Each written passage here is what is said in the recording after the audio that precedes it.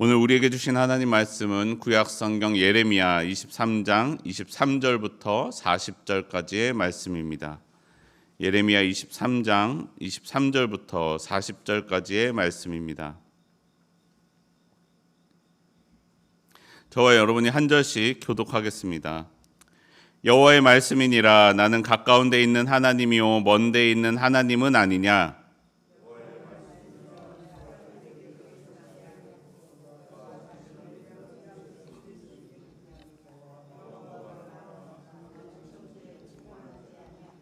내 이름으로 거짓을 예언하는 선지자들의 말에 내가 꿈을 꾸었다고 말하는 것을 내가 들었노라.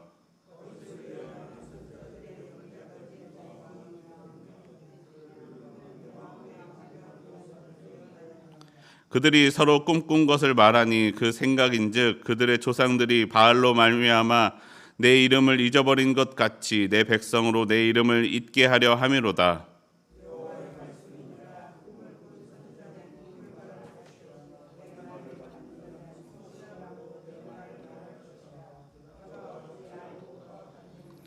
여호와의 말씀이니라. 내 말이 불 같지 아니하냐. 바위를 쳐서 부스러뜨리는 방망이 같지 아니하냐.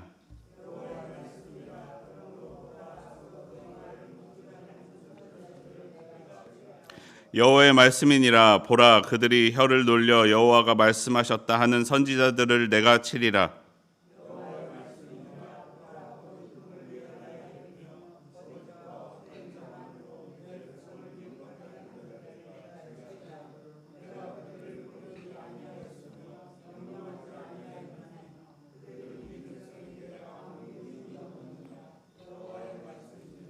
이 백성이나 선지자나 제사장이 내게 물어 이르기를 여호와의 엄중한 말씀이 무엇인가 묻거든 너는 그들에게 대답하기를 엄중한 말씀이 무엇이냐 묻느냐. 여호와의 말씀에 내가 너희를 버리리라 하셨고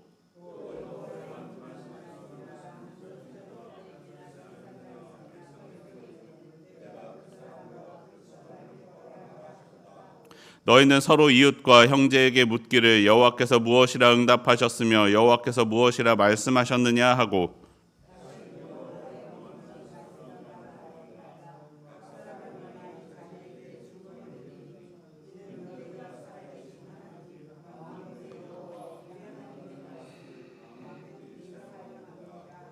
너는 또 선지자에게 말하기를 여호와께서 내게 무엇이라 대답하셨으며 여호와께서 무엇이라 말씀하셨느냐.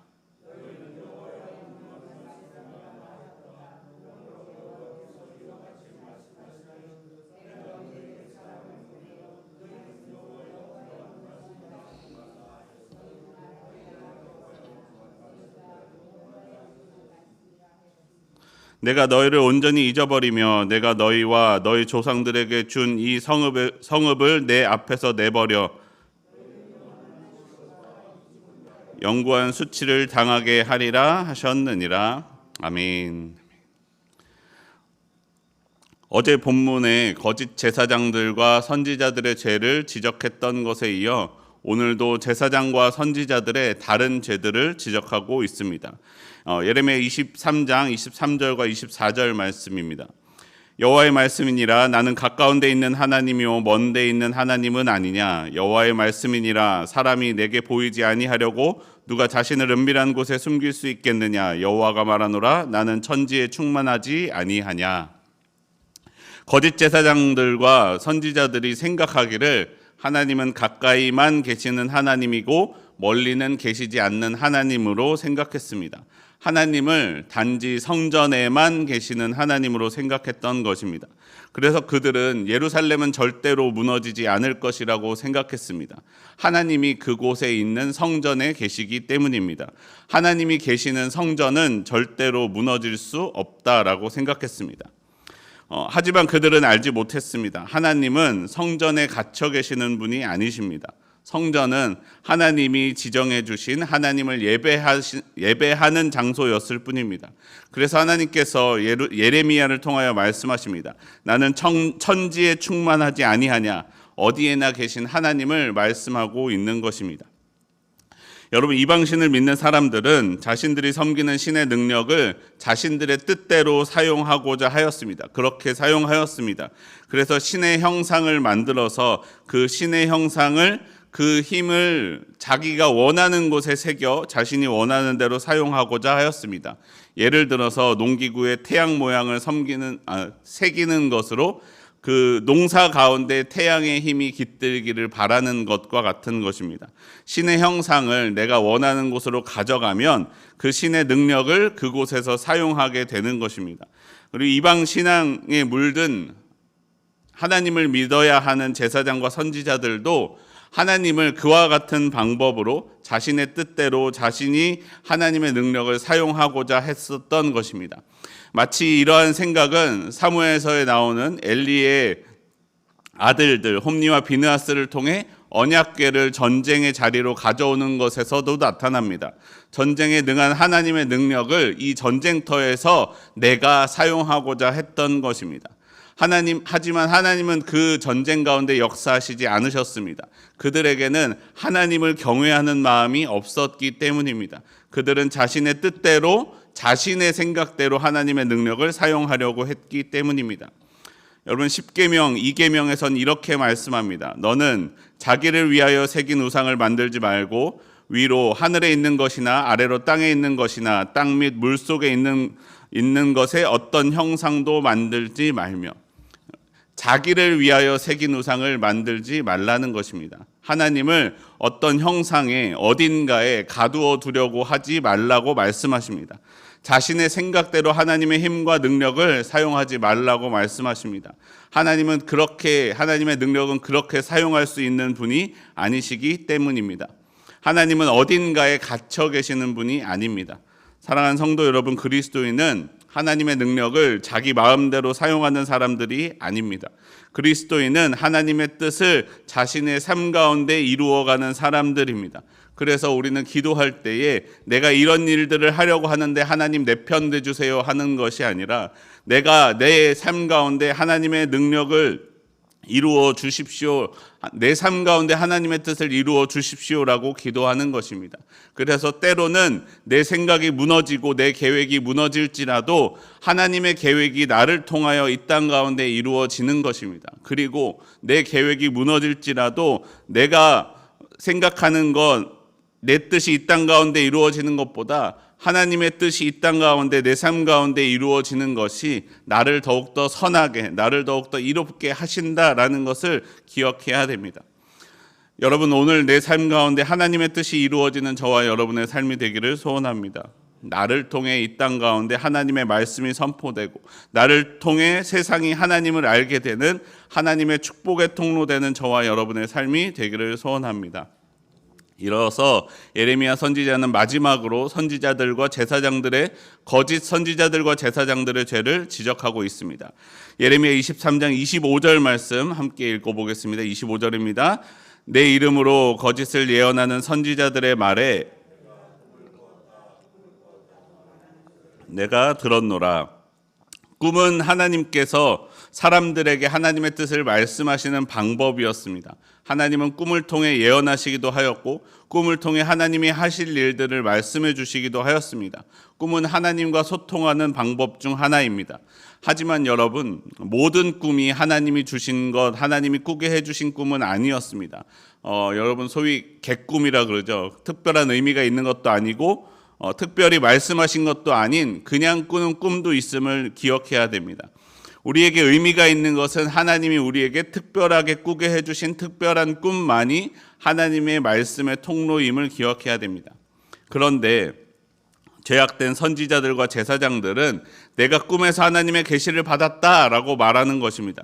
진짜 그런 꿈을 꾸고서 이야기하는 것인지 아니면 꿈도 꾸지 않고선도 꿈 꿨다고 얘기하면서 말하는 것인지 그들은 내가 자신들의 마음속에서 꾸며내어 나는 이런 꿈을 꾸었고 이 꿈은 이런 의미를 가지고 있다라고 자기 마음대로 해석해서 말한다라는 것입니다.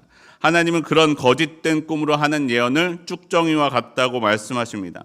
그리고 하나님의 맹렬하게 타는 불로써 그 쭉정이와 같은 거짓된 꿈을 말하는 이들을 태워버리겠다라고 말씀하십니다. 하나님의 말씀은 그렇게 가볍게 말할 수 있는 것이 아니기 때문입니다. 이렇게 거짓 선지자들의 말을 지적하는 예레미야를 통해 사람들이 묻습니다. 아니 그러면 여호와의 엄중한 말씀은 무엇이냐? 엄중한 말씀으로 사용된 히브리어 마사라는 것은, 엄중한 말씀은 짐, 세금, 무게 있는 것을 뜻하는 의미를 가지고 있습니다. 하나님이 우리에게 부담되게 주시는 엄중한 말씀은 무엇이냐라고 예레미야에게 사람들이 묻습니다. 그래서 말씀합니다. 하나님의 말씀이란 내가 너희를 버리리라. 하나님의 말씀을 짐이라 하는 선지자나 제사장, 백성들에게는 그 사람과 그 집안을 벌하리라. 하나님의 말씀을 망령되이 사용하는 자는 중벌을 내릴 것이다 라고 말씀하십니다. 너희를 이 성읍에서 버려 영원한 치욕과 잊지 못할 수치를 당하게 하리라 라고 말씀합니다. 그런데 여러분, 재미있는 표현이요, 36절을 보면 이렇게 말씀합니다. 예레미야 23장 36절 상반절까지만 읽어보면, 다시는 여호와의 엄중한 말씀이라 말하지 말라. 각 사람의 말이 자기에게 중벌이 되리니 라고 말씀합니다. 여기서 말할 때의 엄중한 말씀과 중벌이 같은 히브리어 마사라는 단어를 사용하고 있는 것입니다. 다시 말하면 여호와의 마사라 하지 말라. 각 사람의 그 말이 그에게 진짜 마사가 될 것이라 라고 말씀하고 있는 것입니다. 하나님의 말씀을 짐으로써 생각하는 사람은 그 말씀으로 인하여 중벌을 받을 것이다 라고 말씀합니다. 하나님은 나를 제한하기 위하여 율법을 주시고 내 자유를 묶기 위하여 말씀을 주신 것이 아닙니다.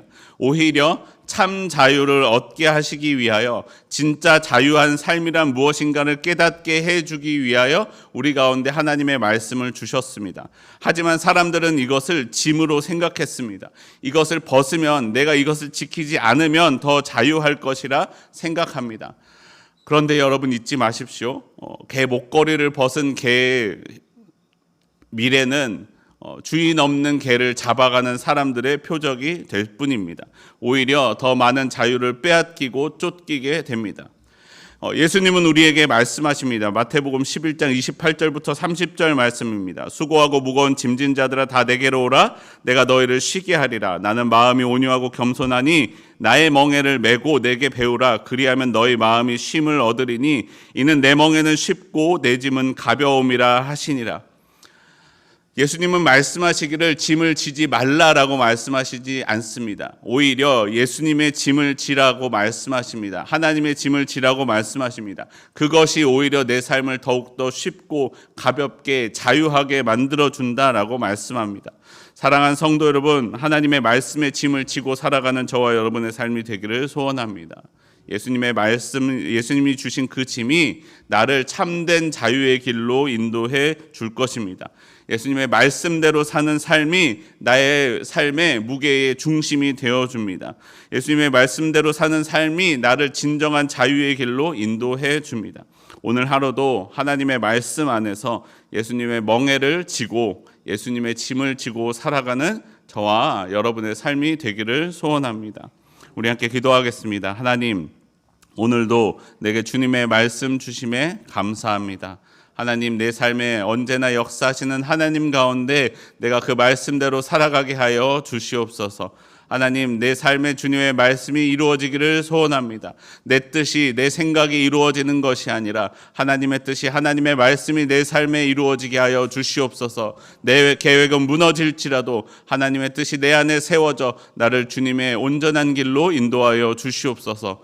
오늘도 내 삶에 무게의 중심이 되어주시고 나와 함께 하시는 우리 주 예수 그리스도 이름으로 기도합니다. 아멘.